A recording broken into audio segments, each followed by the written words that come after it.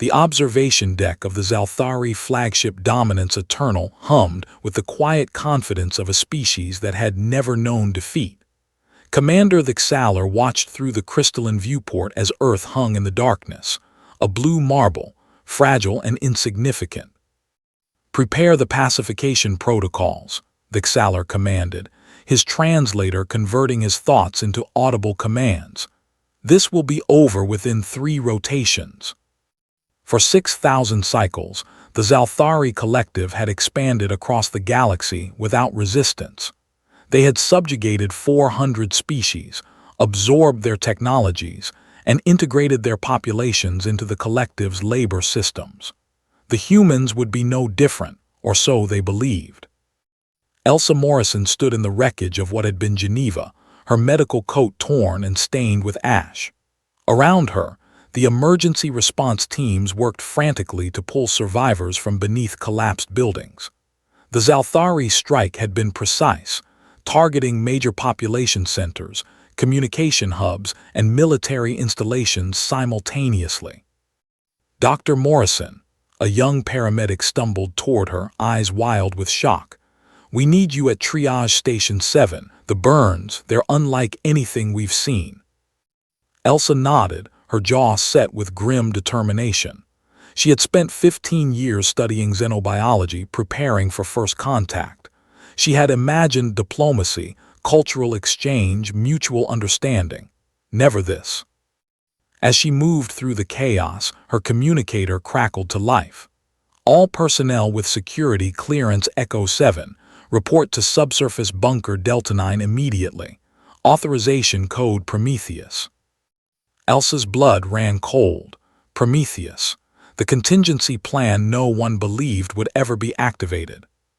3,000 kilometers away, in a reinforced facility buried beneath the Australian outback, David Chen stared at the holographic projection of Earth's orbital space. Red indicators bloomed like malignant flowers. Zalthari warships, dozens of them, establishing a blockade. "They made a mistake," David said quietly, his fingers dancing across haptic interfaces. "They should have studied us more carefully." General Patricia Okonkwo stood beside him, her expression carved from stone. "Can you do it?" David had been recruited from MIT at 19, his doctoral thesis on quantum entanglement communication flagged by 3 different intelligence agencies. Now, at 32, he was humanity's best hope, or its final architect of destruction. "The Zalthari think we're primitive," David continued, pulling up schematics that made the general's eyes widen. "They saw our chemical rockets and nuclear fission and dismissed us. They didn't look deeper." "Explain," Okonkwo demanded. "Humanity doesn't advance linearly, General. We quantum leap. While they were watching our public space programs, we were developing this." The hologram shifted, revealing a network of devices hidden throughout Earth's solar system, on asteroids, on Mars, within the Kuiper belt. Quantum displacement drives, wormhole generators, technology we've kept hidden for exactly this scenario. "How long until we can deploy?" "The network is already active. We just need someone to authorize the protocol." David's eyes met hers. "But General, once we do this, there's no going back. The Zalthari will learn what we're capable of. The entire galaxy will." Elsa arrived at the bunker to find it transformed into a command center.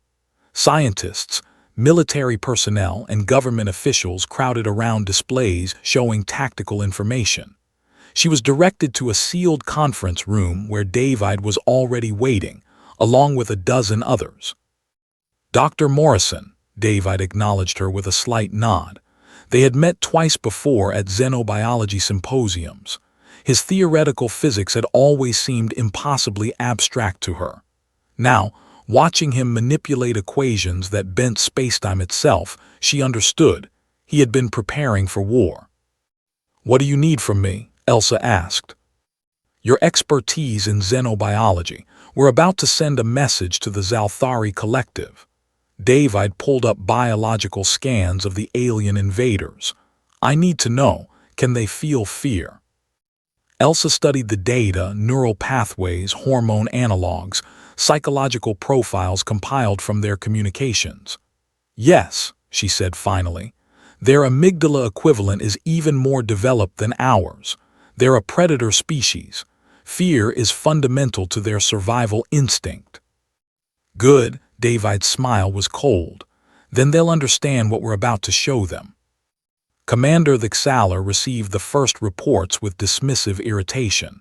Human vessels, primitive things barely capable of orbital flight, had somehow appeared behind his fleet. Impossible. Their sensor arrays would have detected any launch. Destroy them, he ordered. But the human ships didn't attack. Instead, they simply moved. One moment they were 3 million kilometers away. The next, they were inside the Zalthari formation. No acceleration, no trajectory.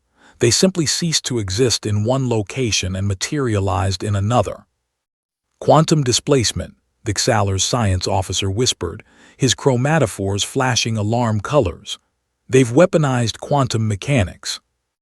The human fleet, if it could be called that, there were only 12 vessels, began to dance through the Zalthari armada. Each movement was impossible, violating every known law of physics. They phased through shields, materialized inside command decks, deposited explosive payloads in engineering sections, and vanished before retaliation was possible. In 17 minutes, the Zalthari lost 43 warships. Then the transmission came. Elsa watched as David broadcast on all frequencies, his message translated into Zalthari neural language. She had helped craft the words. You crossed a line, David's voice was steady, absolute. You believed humanity was weak because we seemed primitive. You didn't understand that we are a species that thrives in crisis. We split the atom. We mapped our own genome. We built machines that think.